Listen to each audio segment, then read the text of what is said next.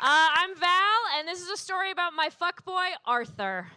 All right? Oh, no. Yeah. Things to know about Arthur, the things that were going for him. He was 5'10", which for me, that's a big deal, okay?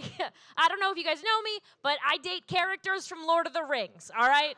Like, not Aragorn, neither. You know, I date, like, Gimli and Merry and Pippin and Legolas once because I was in high school theater and I didn't have good gaydar. But those are the men I date.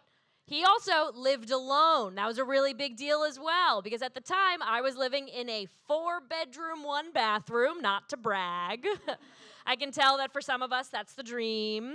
He was interesting in and of himself. Not like with the things he would say, but like just sort of who he was. I'm gonna show you guys in a second what I mean. What could have gone wrong? Let's go through some red flags together. Number 1, he wanted to meet me at the park at night before our date. That was weird. Jesus. I went with it, though, because, you know. And he once called it vampire. Vampire, not vampire, vampire. He asked me, surprised, if I was sleeping over at 4:30 in the morning. I was like, dude, I slept over. It's morning. The night's over. You missed your shot to kick me out. The background on his phone was nothing. Oh, boy. Just black. I don't know how you do that. I don't know how to do that. And then finally, he mentioned how he went to Cornell like once per date. That was really rough. Here's an AI rendition of him crouching in the bushes. Because like I said, we met in the park. He said his name was Arthur Barone. And he was very cagey about what he did for work. And he wanted to make sure I really knew he was not on social media. So we started hanging out like once per week. I actually really like him. I feel like he's really into me. You know, we're vibing, we're clicking, there's good chemistry.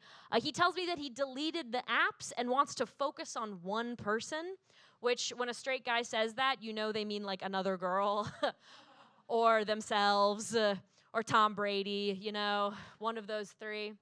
And then there was this weirdness about the buzzer where when I'd roll up to his apartment, he wouldn't tell me the buzzer to hit.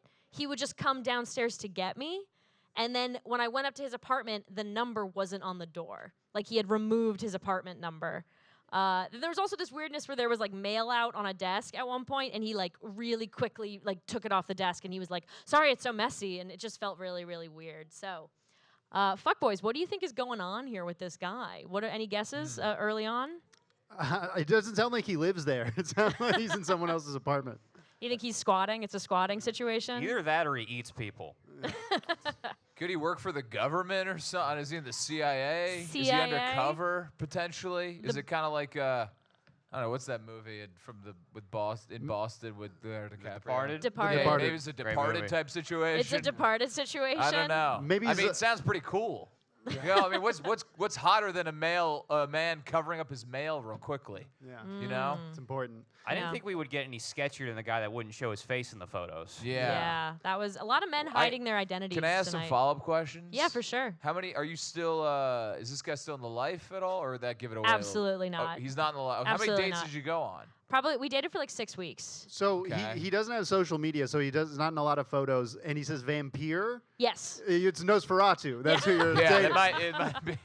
It's time for detective time. Time to whip out the detective skills. My first thought whenever there's a mystery that has to be solved, I'm like, maybe it's an anagram. Maybe the one piece of information I have, right?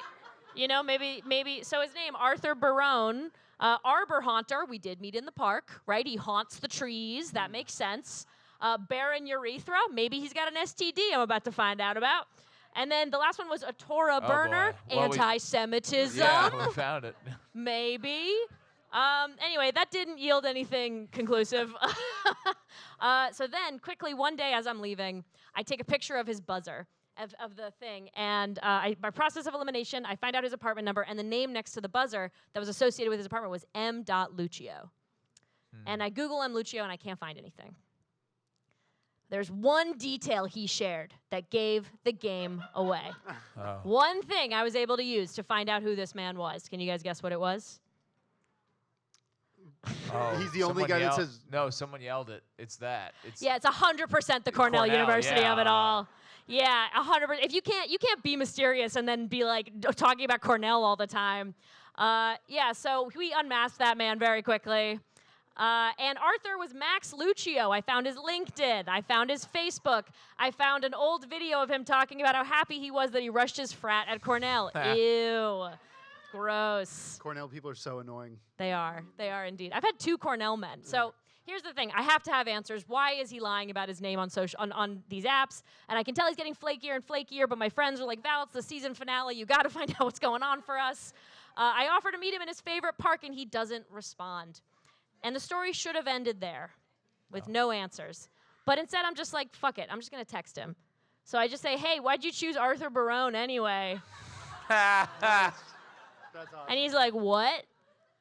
And I go, like, that's your fake name. Is it an anagram? And then Baron Urethra is like, it is my name. Yeah.